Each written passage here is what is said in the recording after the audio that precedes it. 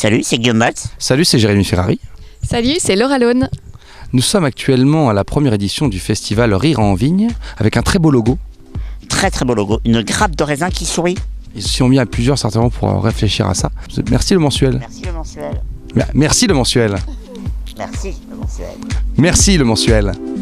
Vive le mensuel. Et vive le mensuel. Que le mensuel perdure. Et vive longtemps, ce qui veut dire à peu près la même chose. Nous aimons le mensuel. Oh, il t'en faut encore Ah.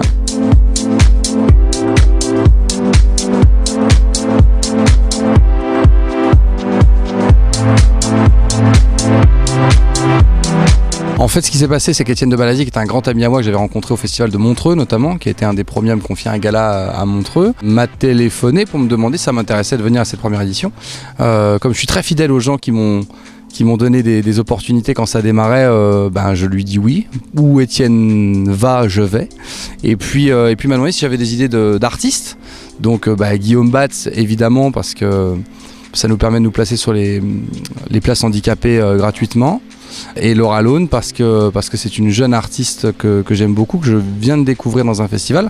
On a bien accroché humainement et artistiquement, donc c'était l'occasion de faire découvrir aux gens de jeunes artistes talentueux et puis le vieil artiste que je suis, raciste et misogyne.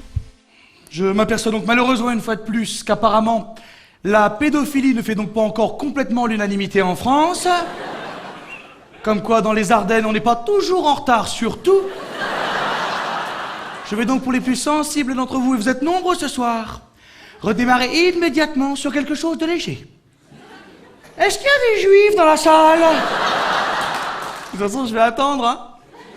Vous savez très bien que vous allez finir par vous faire dénoncer. Il n'y a pas de petite scène, il n'y a pas de petit festival, il n'y a que des gens qui sont venus vous voir. En l'occurrence, ce soir, il y en aura quand même plus de 500, donc c'est pas non plus un petit truc.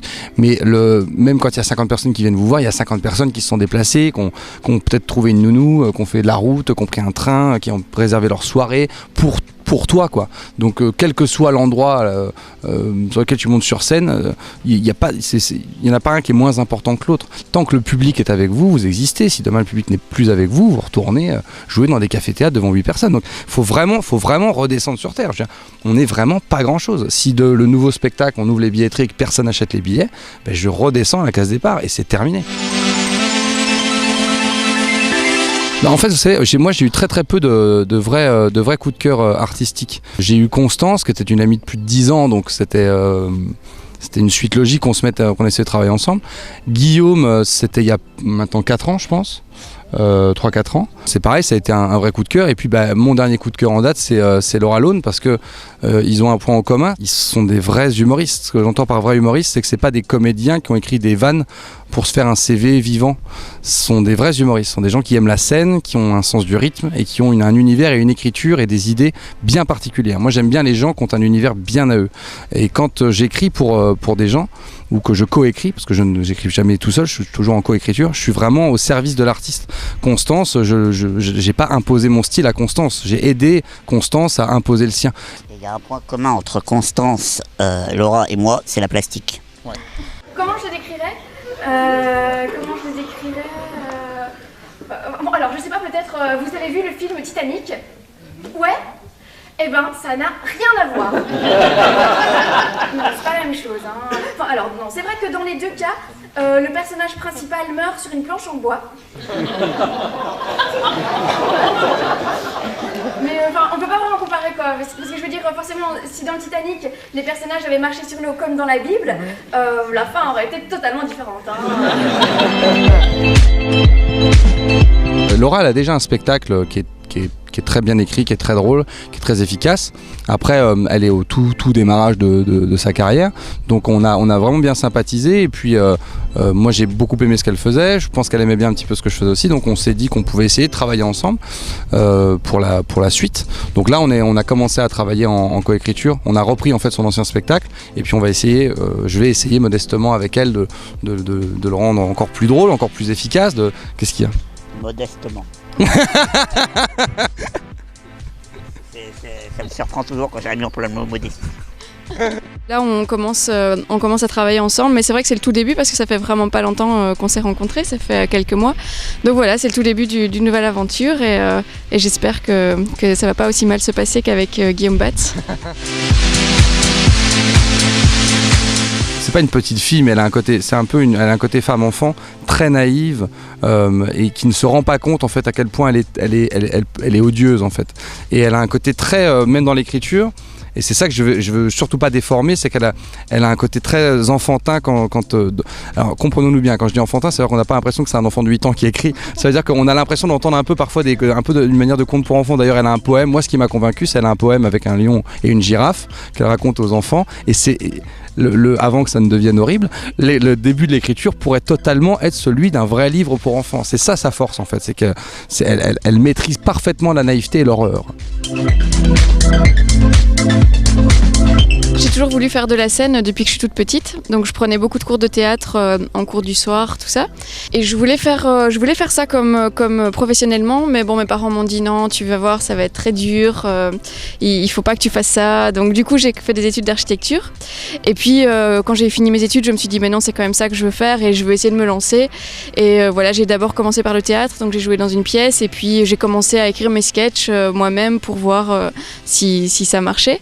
Et puis voilà, et puis ça c'est devenu vraiment une passion et donc voilà, j'espère que ça va marcher. Ce sera plutôt à partir de 2015, janvier 2015, parce que là on retravaille vraiment le spectacle dans son ensemble en profondeur. À partir de janvier 2015, je vais commencer un peu à tourner en province et puis après à venir sur Paris. Moi, c'était via l'émission de Laurent Ruquier, On ne demande en rien.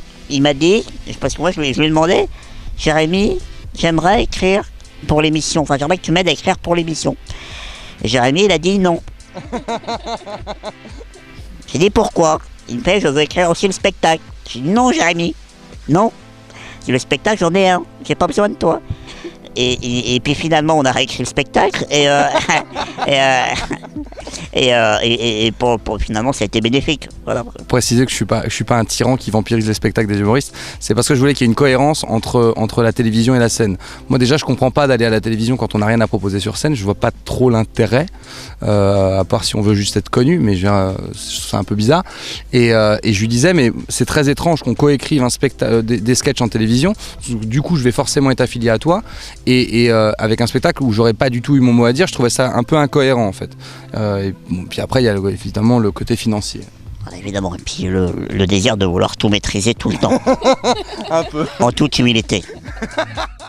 Alors quand on démarre dans ce métier, en plus on commence toujours par faire de la figuration. Mais le problème, c'est que pour être un bon figurant, il faut être quelqu'un de transparent, de banal, d'insipide. Tiens, un exemple. La scène de Titanic, où vous avez Kate Winslet qui écarte les bras et qui gueule « je vole », pendant que l'autre abruti, il tient la taille. Imaginez qu'à ce moment-là, moi, je sois derrière eux en train de passer la serpillière sur le pont. J'ai joué jusqu'à mi-juin au théâtre du Gymnase. Et là, je change de théâtre, je passe au théâtre du République. L'ancien caveau de la République qui a changé de nom. Donc je commence une nouvelle programmation dans ce théâtre le 20 septembre, à partir du 20 septembre. Voilà. Maintenant, il y a vraiment un nouveau spectacle qui est en route, donc j'abandonne pas la scène. Donc maintenant, je suis déjà sur le nouveau en fait. Donc j'ai pas eu trop le temps de m'apitoyer, en me disant oh là là, puis bon, je suis jeune et des spectacles, il y en aura plein. Et c'était le premier, donc il restera particulier parce que c'est celui qui m'a fait connaître. Mais maintenant, le problème, c'est en écrire un deuxième qui va plaire aux gens autant que celui-là. Et ça, c'est ça qu'il faut arriver à faire parce que j'ai une jeune notoriété et elle est fragile encore. Donc il faut reconvaincre encore les gens, reconvaincre. Donc il y a beaucoup de travail encore. Et c'est pas gagné.